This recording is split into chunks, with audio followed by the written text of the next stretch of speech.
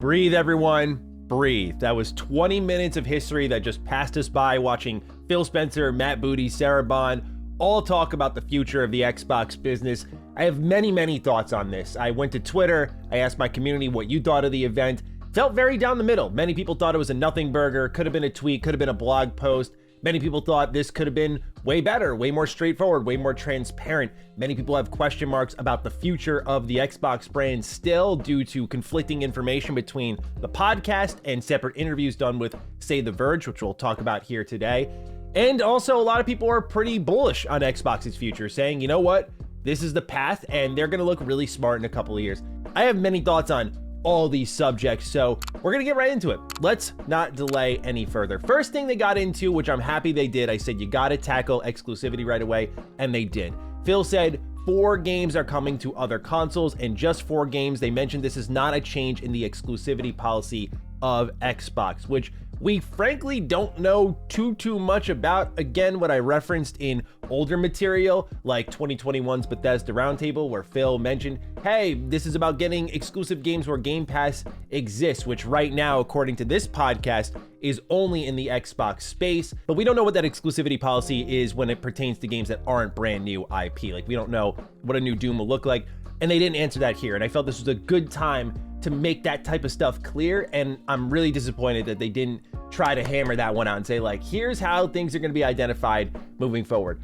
What they said is what led to this decision is long-term, health-driven focus for the industry and for Xbox. They want to use these platforms, being PlayStation and Switch, to grow these franchises. They looked at games that were over a year old. 2 of them were community-driven that they feel have reached their potential on Xbox and PC, aka growth has stagnated, and 2 that are smaller games that were, quote, never really meant to be platform exclusives, end quote, which is a term from Phil I don't really like personally, just because when I heard that versus what was marketed for Hi-Fi Rush and Pentiment, these were not marquee Xbox exclusives, but they were like the hidden gems in the rough. They were defining moments that when I look at my original Xbox collection from 2001, like, there are games like Voodoo Vince in there. Like, are they the marquee exclusives? Maybe to some, yes. But to me, those are the things that define the platform. It's like Concrete Genie on PlayStation being brought to Xbox because Concrete Genie was, you know, this smaller, not meant to be exclusive game. It's kind of strange to me, not a fan of that, but they talk more about the business. They say they want to drive more business value out of these games to create more sequels.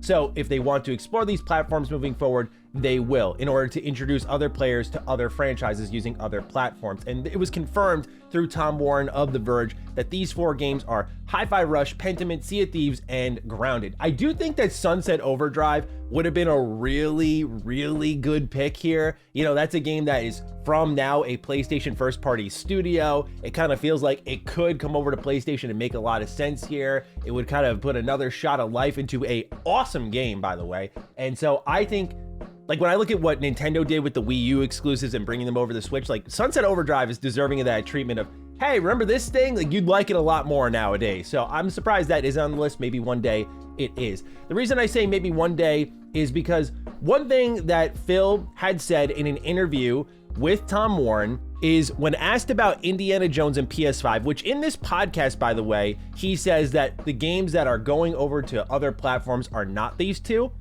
But then separately, when asked about this, he said, I don't think we should, as an industry, ever rule out a game going to any other platform. We're focused on these 4 games and learning from the experience, but I don't want to create a false expectation on those other platforms that this is somehow the first 4 to get over the dam, and then the dam's going to open, and that everything is coming out, and that's not the plan today. I also don't want to mislead customers on those other platforms. We're launching these 4 games and we're excited about it. We're excited about the announce and everything else, but we'll see what happens for our business. I know a lot of people are going to take it as me being negative or try. I've already seen a lot of people like, you YouTubers.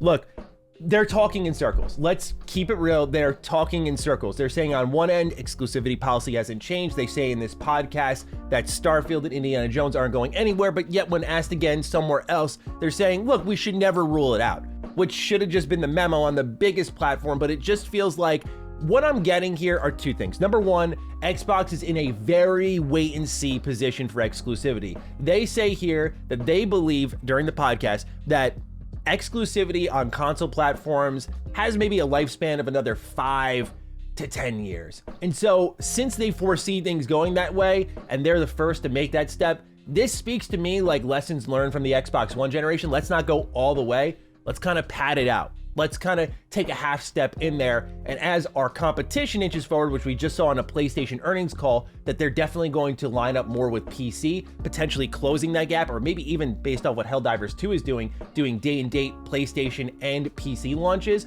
That could be their strategy moving forward as they inch towards what Xbox is doing now. So I think Xbox is reading the room saying, look, we've been in this position before. Let's not shoot ourselves in the foot and say, Halo, Gears, Starfield, Indie, like all of them going out into new platforms. Let's keep it limited on smaller games, service games. It'll be more digestible that way.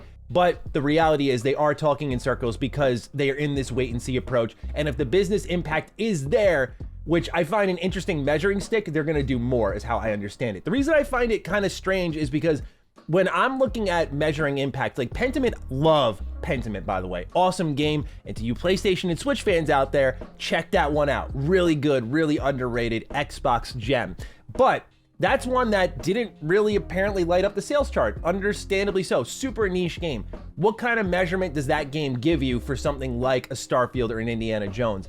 Is Hi-Fi Rush going to be used as a measuring stick to bring those other games over? The reason I ask this is because what's missing from this list, which are more experimental, more artsy-fartsy games, is the AAA games are the big investments. And maybe you net the most on Xbox by developing for one platform or really two with PC and just collecting all the money straight up right there. But when you look at AAA games, why wouldn't you bring your biggest investments over for potential sequels, for new business opportunities? Like, it just, to me, I feel the games they're putting forward stand a chance at doing pretty well because they're the start of this new zeitgeist.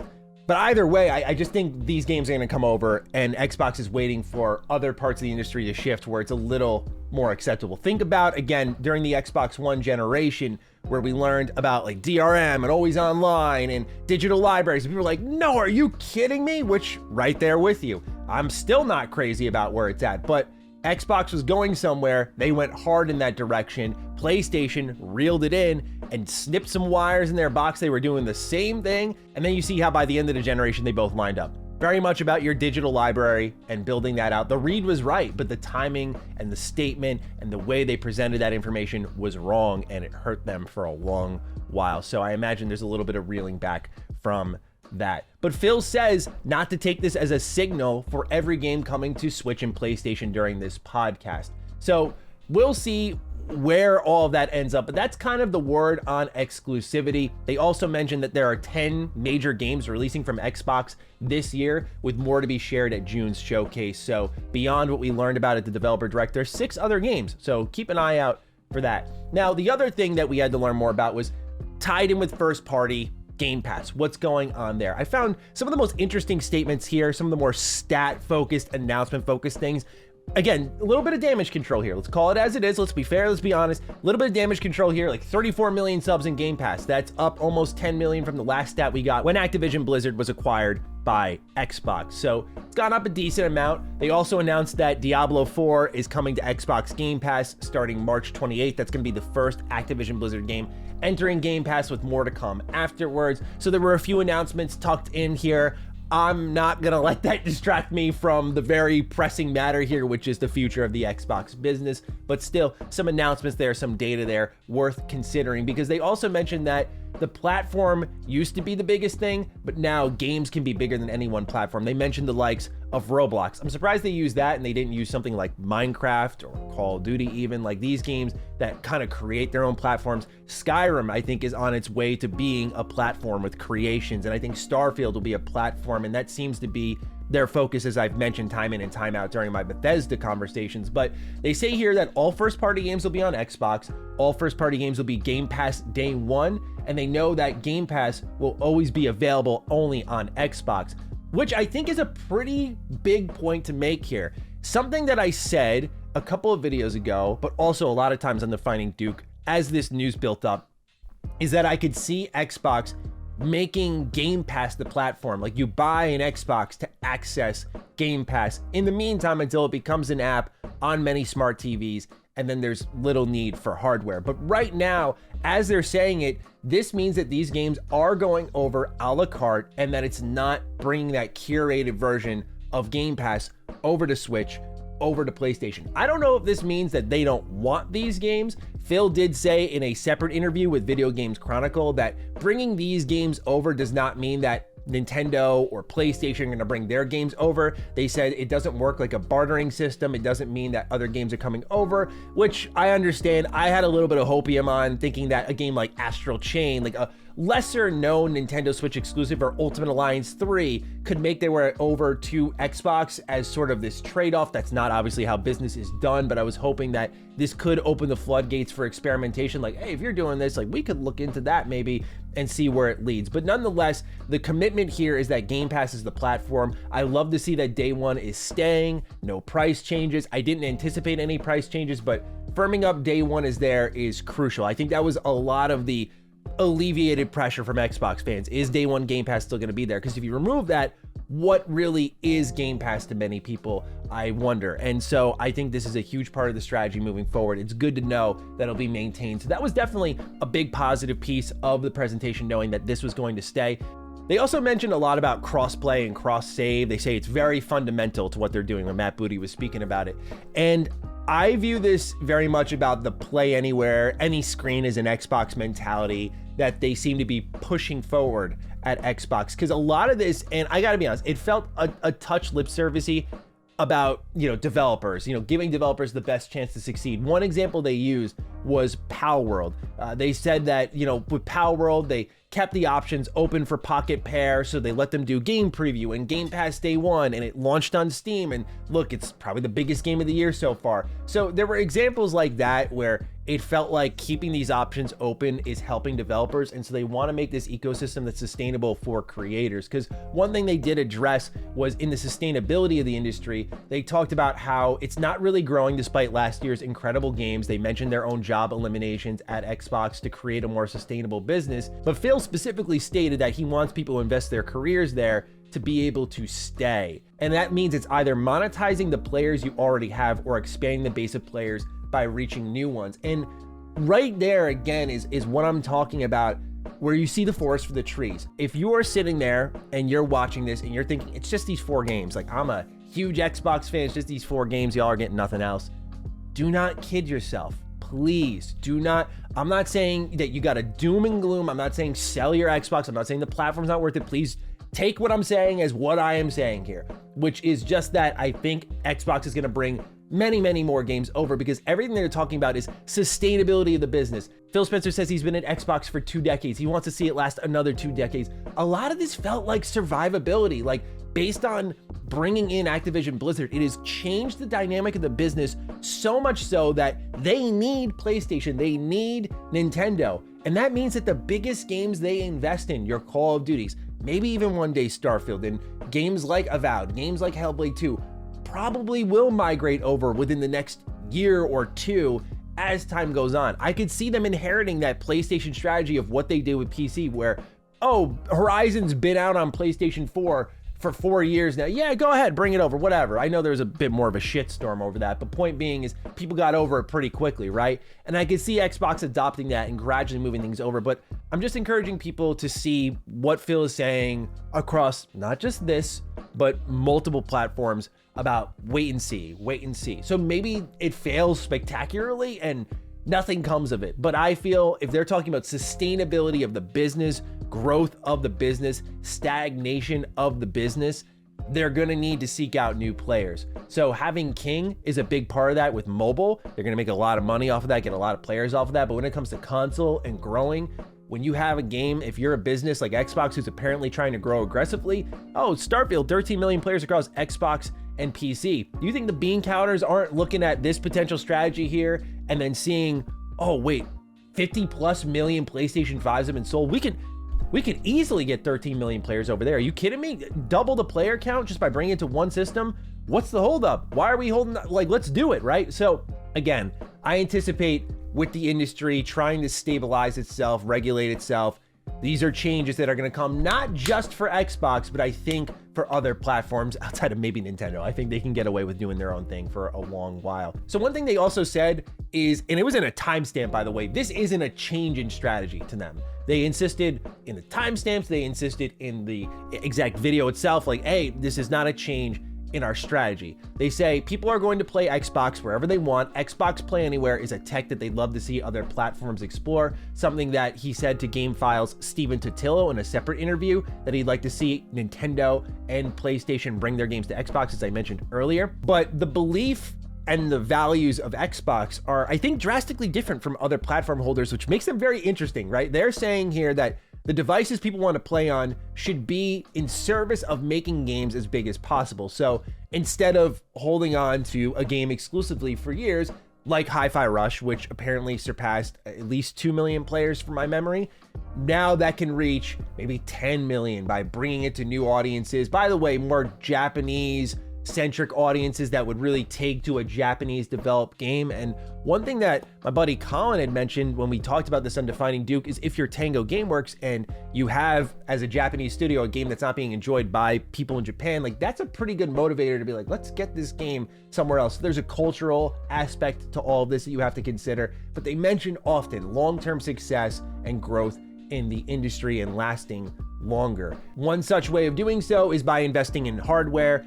As I anticipated, thanks to reports, I'm not going to take any credit for my prediction on this one. They made it pretty clear beforehand that hardware is here to stay. We already had the FTC leaks. It seemed pretty fair to assume that Xbox was going to stay in the hardware. The question was for how long. So what Sarah Bond here had said is that this is where you're going to get the flagship experience for Xbox fans, and that they use this console as a target for developers, that thanks to Game Pass, Cloud, and PC, they can expand that to other places, which I think is a vision that many of us can get behind, because that's why a lot of indie developers are going to Xbox right now. Like, their ID at Xbox program is blowing up because there is that potential of having your game almost overperform, quite frankly. But they also said that there are more hardware announcements coming this holiday. I imagine this could be the digital-only Series X. That would be my guess personally. We also have the new controller that wakes up automatically, connects automatically, seemingly built for that digital future, which they talked a bit about, saying that it's harder to do back compat in consoles. There's really no word here on physical games, unfortunately, which I feel just says all that needs to be said. But that saves and digital library will be maintained going forward to respect the investments made going into multiple entitlements, as in, PC and Xbox, that whole ecosystem there.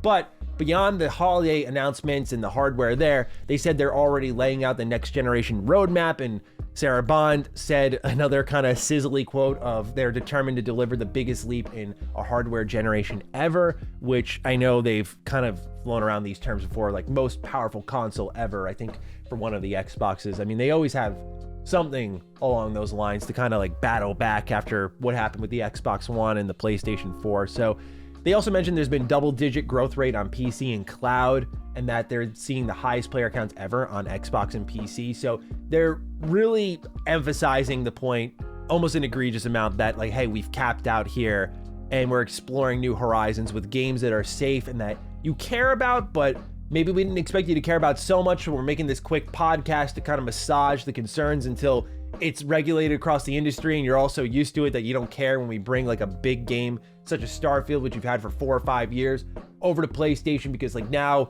the walled gardens are down. So there's an anticipation from Xbox that they're making quite vocal that other companies are going to bring their games probably to their platform, and that they're going to bring their games to other platforms.